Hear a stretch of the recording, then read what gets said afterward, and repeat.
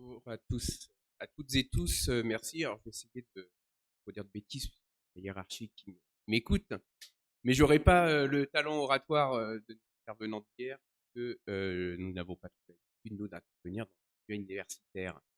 Je ne reviendrai pas sur les définitions de la dignité des personnes détenues, puisque ça a été assez largement débattu hier. Par contre, ce qui peut surprendre sur le territoire polynésien, c'est ce grand écart de 40 ans entre un établissement construit dans les années 1970 et un établissement sorti de terre en 2017, donc qui répond aux normes on va dire classiques d'habitat en détention. À titre comparatif, quand aujourd'hui vous visitez une maison des années 70 à acheter, en général vous gardez la dalle, les quatre murs et vous détruisez tout à l'intérieur et vous refaites une cuisine ouverte et puis une cuisine fermée, un grand espace de vie et des chambres à l'étage avec des salles de bain et des suites parentales, ce qui n'existait pas dans les années 70. Et bien, l'administration pénitentiaire en Polynésie, elle est confrontée également à ça. C'est-à-dire qu'aujourd'hui, à Nutania, on a un bâtiment des années 1970 qui, historiquement, et je crois que dans l'administration pénitentiaire, en tout cas le grand public avec l'administration pénitentiaire, doit prendre en compte les historiques. Nutania, ça a été construit sur un modèle métropolitain qui s'appelle Fleury-Mérogis. Je ne sais pas si vous avez entendu parler de cet établissement. En tout cas, Fleury-Mérogis, c'est des établissements type des années 70, c'est-à-dire trois grands bâtiments de détention, un bâtiment administratif, ce qu'on appelle des tripales. Mais le bâtiment de Fleury-Mérogis ne rentrant pas dans le terrain de Nutania, on a dû réduire les espaces et imposer Fleury-Mérogis en Polynésie française, avec les matériaux également utilisés en métropole. Ce qui aujourd'hui, 40 ans après, apparaît comme une aberration, mais qui à l'époque apparaissait très moderne. Donc aujourd'hui, on peut décrier, et ce qui est légitime, les conditions de détention à Nutania, mais remettons-nous en 1970, où l'établissement, par rapport à l'établissement de type R8 qui aujourd'hui a disparu, apparaissait comme un établissement moderne. Aujourd'hui, la Cour européenne des droits de l'homme part du principe, enfin calcule sur les conditions indignes de détention, et on l'a vu hier, des mètres carrés par détenu. Alors oui, il y a eu une surpopulation carcérale et elle a été endémique en Polynésie. Néanmoins, quand on regarde les conditions de détention, et le comparatif est toujours intéressant à faire, les conditions de détention que certains détenus vivaient dans les années 2000 à la maison d'arrêt de Beauvais, maison d'arrêt de Compiègne, où c'était des petits établissements, mais qui accueillaient dans des dortoirs 20 détenus avec une douche, un WC, voire des douches collectives à l'extérieur. On s'aperçoit que la pensée pénitentiaire n'a pas suivi la jurisprudence de la CEDH, mais néanmoins, à certains moments de l'histoire de l'établissement, de l'histoire de Nutania, l'établissement pouvait et a pu apparaître comme moderne, voire très moderne, puisque Nutania a été l'un des premiers établissements de France à avoir des douches en cellule. Le plan 13 000 en métropole, donc des établissements qui ont été construits dans les années 90, n'ont toujours pas de douche en cellule. À Nutania, on a des douches en cellule. Alors, je réponds un peu aux arguments d'hier en disant qu'il y a des conditions indignes, oui, mais qu'à un moment et à une époque pénitentiaire, les conditions indignes n'étaient pas réunies et que historiquement, et comparé à d'autres établissements, on peut, sur certains aspects, je ne dis pas sur tous, sur certains aspects, on peut apparaître comme un peu plus en avance qu'ailleurs.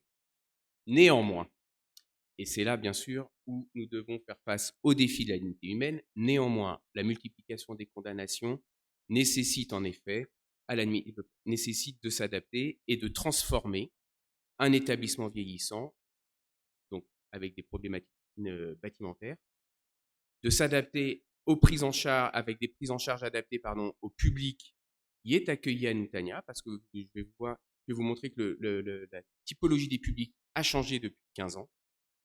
Et par ailleurs, une adaptation du rôle des personnels en détention, puisque le public changeant, les bâtiments n'évoluant pas trop, les personnels s'adaptent en permanence à leur quotidien.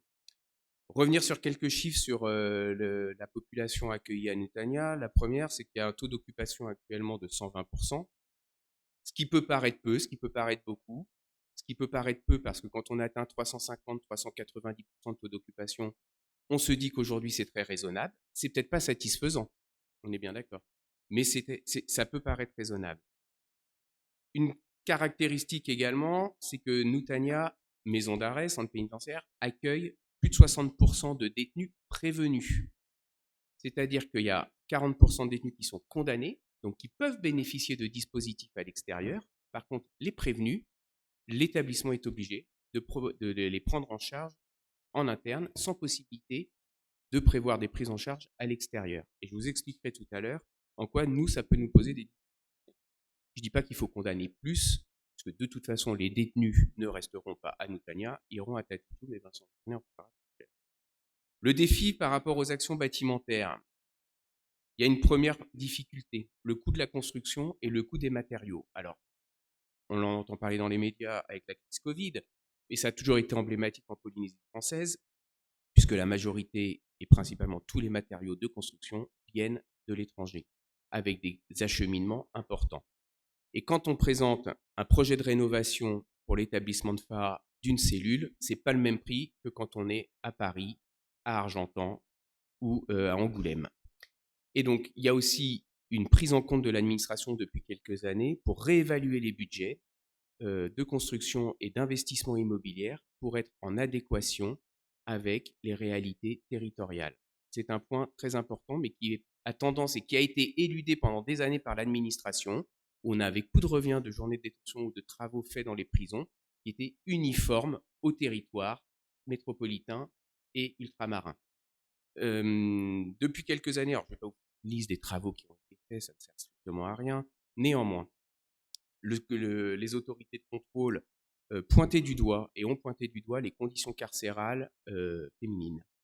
Puisqu'il y a quelques années, les femmes, en nombre important à Noutania, étaient cantonnées, et bien cantonnées, dans un bâtiment exigu, en manque d'aération et avec une absence de luminosité certaine. Et sans possibilité d'avoir des actions de prise en charge interne, il n'y avait pas de locaux communs.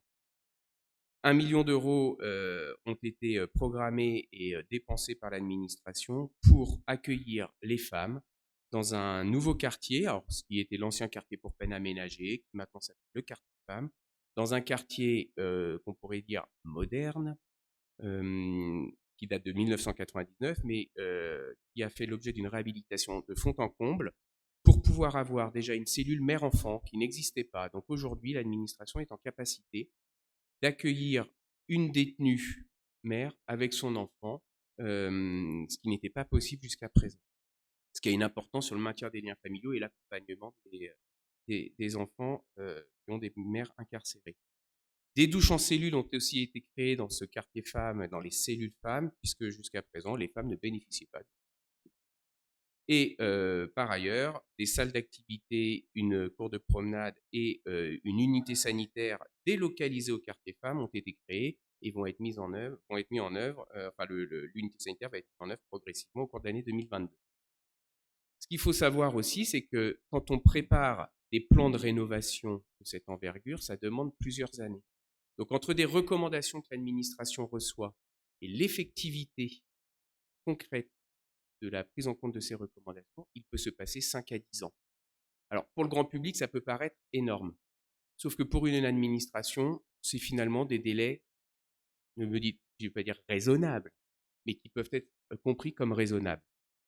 Puisque, alors je ne vais pas vous faire un cours sur les marchés publics, on n'est pas là pour ça, mais quand vous conceptualisez le projet en interne, vous l'évaluez financièrement, vous essayez de trouver des entreprises sur le territoire qui peuvent répondre à des appels d'offres, qui se projettent sur une spécificité nécessaire, enfin une spécificité immobilière particulière. On ne construit pas une école, on ne construit pas un hôpital, on construit une prison et il faut que nous, administration pénitentiaire, nous puissions, avec les partenaires immobiliers, travailler sur ce qu'on attend et qu'ils comprennent comment un bâtiment peut être une prison et peut devenir une prison. Donc il y a plusieurs années qui se passent. On a été pointé du doigt, et ce qui est légitime, sur les rats, les nuisibles, on en a parlé hier, sur le traitement des eaux usées, sur différentes difficultés immobilières. Alors, je ne dirais pas qu'il n'y a plus de rats à Noutania, loin de là. Il y a juste une observation préalable que certains omettent. Moi, quand je suis chez moi, je jette pas le pain par les fenêtres. On a beau dire, oui, il y a des rats parce qu'il y a de la nourriture qui passe d'une fenêtre au sol. J'ai vécu la même chose à la maison d'arrêt d'Amiens il y a 15 ans, où les détenus se plaignaient de l'insalubrité, des détritus jetés aux fenêtres, comme quoi l'administration ne nettoyait pas. On avait beau passer tous les jours pour nettoyer, les gens, les détenus, jetaient. Ce qui est constaté à Noutagna. Donc on a mis en place des actions avec des poubelles en cellule, avec des actions de prévention sur le ramassage des déchets et autres. Donc on essaye on espère que ça va porter ses fruits, mais néanmoins, il y a aussi chacun dans son quotidien des nécessités de respecter son environnement alors même qu'on est contraint d'y être. Ça, je ne reporte pas la faute, bien entendu, sur les personnes hébergées, loin de là, mais je pointe du doigt et j'essaye de pointer du doigt aussi les contradictions dans lesquelles l'administration peut se trouver au quotidien. Le traitement des eaux usées, on en a parlé, c'était une réelle problématique sur Noutagna. On a mis 2 ans à rénover à rénover la station de traitement des eaux usées qui est maintenant effective depuis quelques mois. Et ça a mis 2 ans pour pouvoir aboutir à une qualité de l'eau rejetée sans odeur nauséabonde sur Noutagna. Donc au total, on a sur les dernières années 1,7 million d'euros qui ont été dépensés pour la rénovation de l'établissement. Ça peut paraître peu. Sur un budget d'établissement, c'est quand même pas mal au niveau dépenses, et on travaille toujours en concertation avec la direction interrégionale pour envisager sur plusieurs années des projets futurs permettant d'améliorer les conditions de détention. On ne changera pas les murs. Les 4 murs, comme une maison des années 70, resteront. On n'étendra pas le terrain de Noutagna, qui est au fond d'une vallée. Donc on fait aussi avec les moyens du bord. On fait peut-être pas suffisamment, mais en tout cas, l'administration a la volonté d'améliorer les conditions de détention en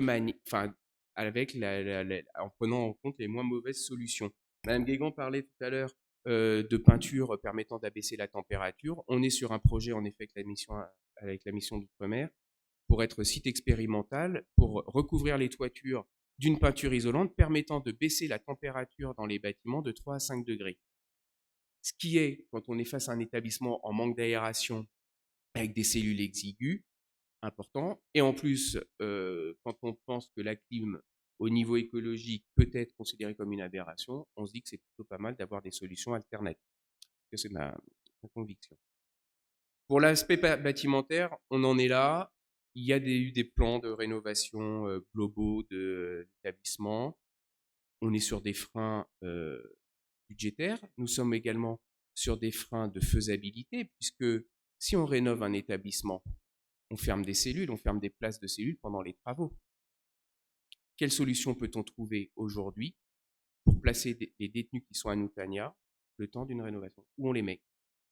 Moi, je n'ai pas la réponse. Alors, ça veut dire on doit ne pas les mettre en prison ou on les met ailleurs. Sauf qu'aujourd'hui, il y a une impossibilité d'accueillir ces détenus. Quand il y a des établissements métropoles qui sont rénovés, on peut les placer dans des établissements différents le temps d'avoir une rénovation. Aujourd'hui, on n'a pas cette possibilité en Outre-mer. La seule solution, c'est de baisser temporairement la capacité d'accueil de l'établissement, mais avec un jeu également de l'autorité judiciaire, en disant que pendant 6 mois, il y aura peut-être beaucoup moins d'incarcération, puisque des places de prison sont fermées. Je dis bien temporairement. Mais, et ça revient à mon introduction, nous avons 60% de prévenus. Que fait-on de ces prévenus qui ont commis peut-être des infractions graves ou considérées comme graves et qui nécessitent d'être incarcérés? C'est une question qui se pose, et là, ce n'est pas l'administration pénitentiaire qui renvoie à l'autorité judiciaire, quoi qu'un peu, mais en tout cas, c'est une question ministère de la Justice. Voilà, c'est une question justice. Sur la politique des prises en charge, on parle de dignité humaine, bâtimentaire, très bien. Aujourd'hui, d'ailleurs, au niveau bâtimentaire, petit aparté, on fait en sorte d'avoir dans les cellules de 5 mètres carrés qu'une seule personne, puisque nous avons retiré les lits superposés dans les cellules de 5 mètres carrés. Donc, physiquement, il n'y a plus qu'un lit. Donc, on ne peut pas mettre 2 personnes dans la cellule de 5 mètres carrés. Et dans les cellules de 11 mètres carrés, pardon, nous faisons en sorte de ne mettre que 2 personnes détenues. Voilà. Il y a quelques années, il y avait jusqu'à 6 ou 7 personnes détenues dans les cellules de 11 mètres carrés et 2 dans les cellules de 5. Donc on s'oblige aussi, de manière opérationnelle, à limiter les possibilités d'accueil des personnes détenues dans les petites cellules. Au niveau des politiques de prise en charge,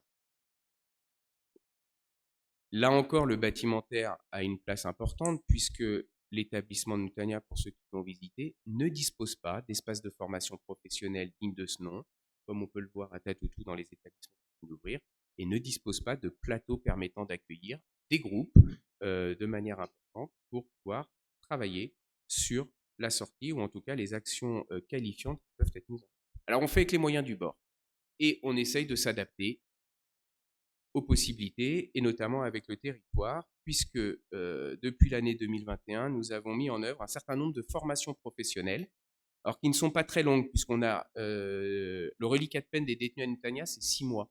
C'est-à-dire qu'un détenu, les détenus qu'on a aujourd'hui restent moins de 6 mois sur l'établissement en exécution de peine. Le reste, ce sont des prévenus. On a développé des formations, moi j'appelle ça les formations one-shot.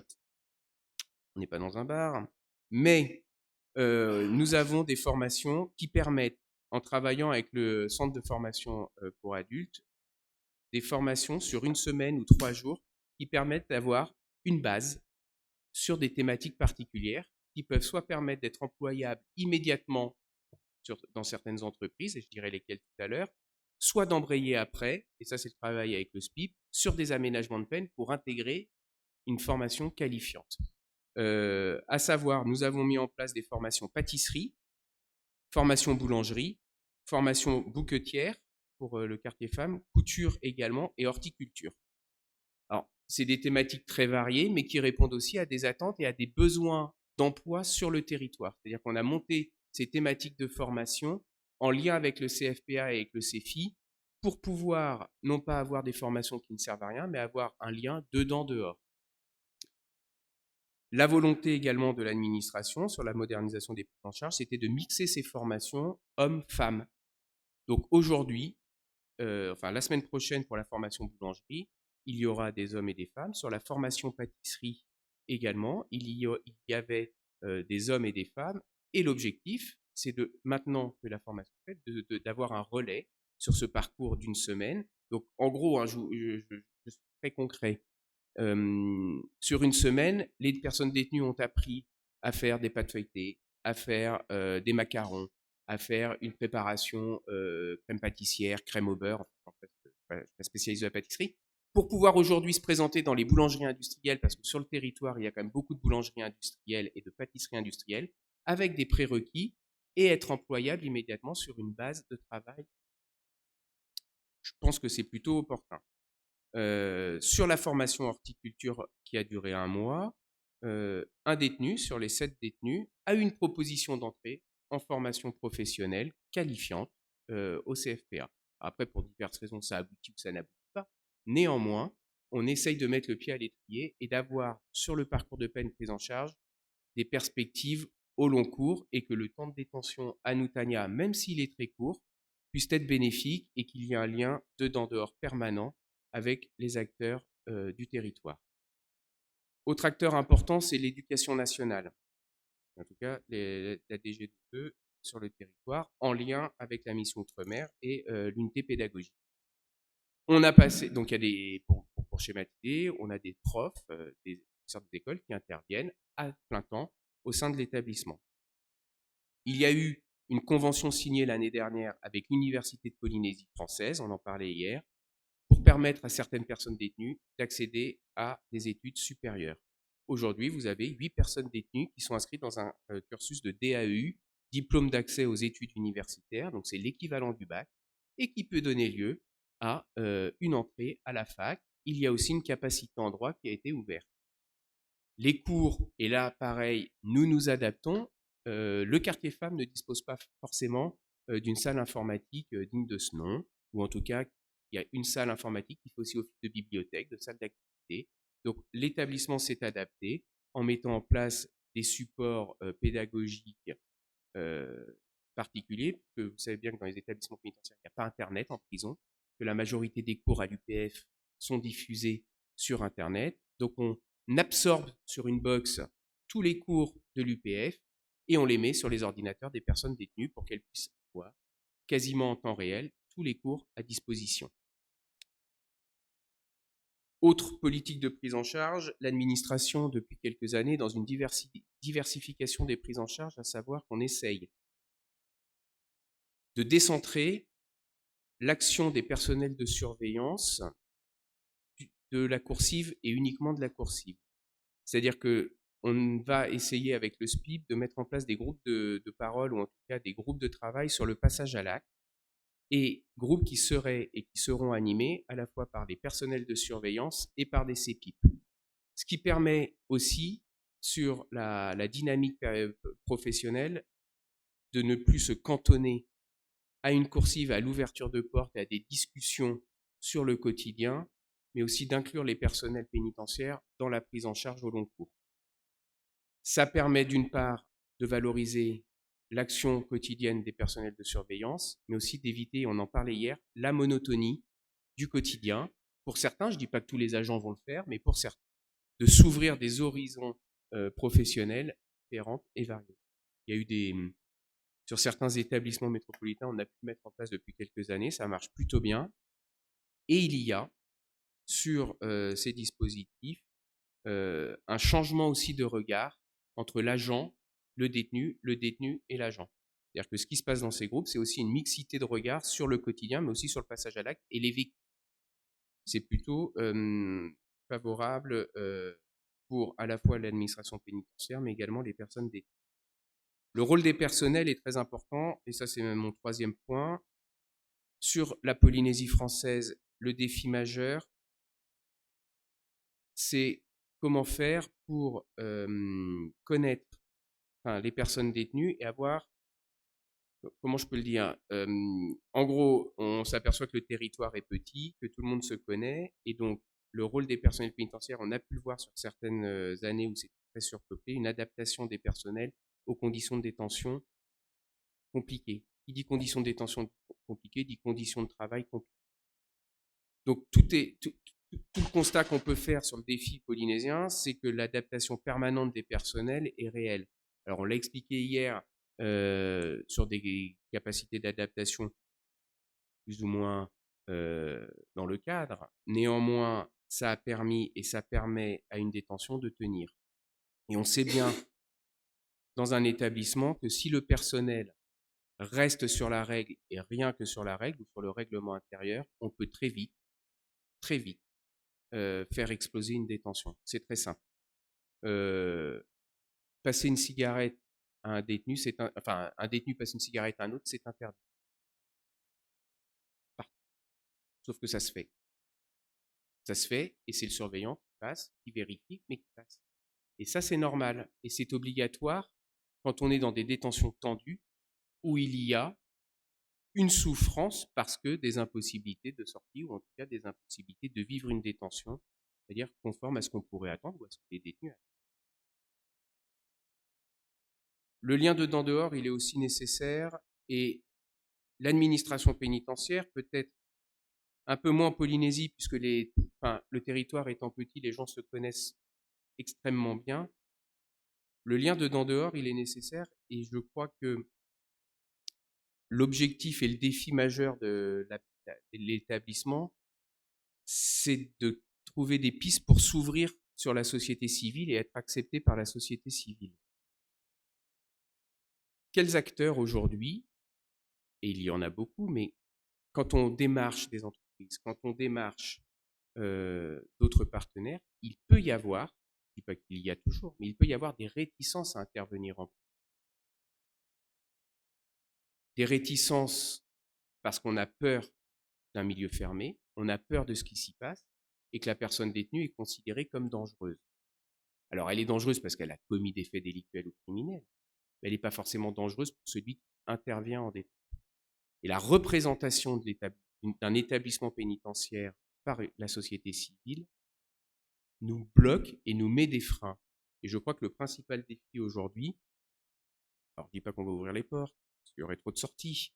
Mais en tout cas, c'est d'ouvrir les portes pour permettre aux acteurs de la société civile de venir en détention pour dispenser leur savoir, pour dispenser pour mettre en œuvre ce qu'ils font dehors, dedans. On n'a pas toutes les solutions. Néanmoins, on essaye de plus en plus d'avoir ce lien dedans-dehors, mais pas forcément que la sortie des détenus. C'est aussi la société civile qui vient dans la prison. Alors ça prend du temps, ça peut être compliqué. L'acceptation de la prison par la société civile est une réelle question. Il y a 3 derniers points que je voulais aborder avec vous. La première, moi j'aurais tendance à dire que qu'on pointe du doigt les manquements de l'administration pénitentiaire et on fait porter sur elle le non-respect de conditions dignes de détention. Et je comparerais avec aux pharmaciens, c'est-à-dire qu'aujourd'hui, je me dis que l'administration pénitentiaire est un pharmacien, mais elle n'est pas le prescripteur. Elle n'est pas le prescripteur, néanmoins, elle a une ordonnance et elle respecte l'ordonnance. Alors, pointer du doigt l'administration, oui, puisqu'on a aussi des progrès à faire. Néanmoins, peut-être qu'il va falloir voir comment faire pour que le prescripteur puisse trouver d'autres pistes. Il y a 2 autres pistes et on les a déjà un peu abordées hier. C'est d'une part un numerus clausus en maison d'arrêt. Alors il y a des débats depuis des années, universitaires, politiques également. Parce que faire accepter ce numerus clausus, c'est le faire accepter aussi par la société civile. Certains en sont convaincus, d'autres pas. Moi, je n'ai pas d'idée, mais en tout cas, c'est des questions qui se posent. Et la solution qui peut nous dépasser aujourd'hui, mais qui est renvoyée à l'Assemblée nationale et aux représentants de la nation, c'est peut-être une nouvelle échelle des peines par rapport à certaines infractions. De mettre des contraventions sur certains faits ou pas, je ne sais pas.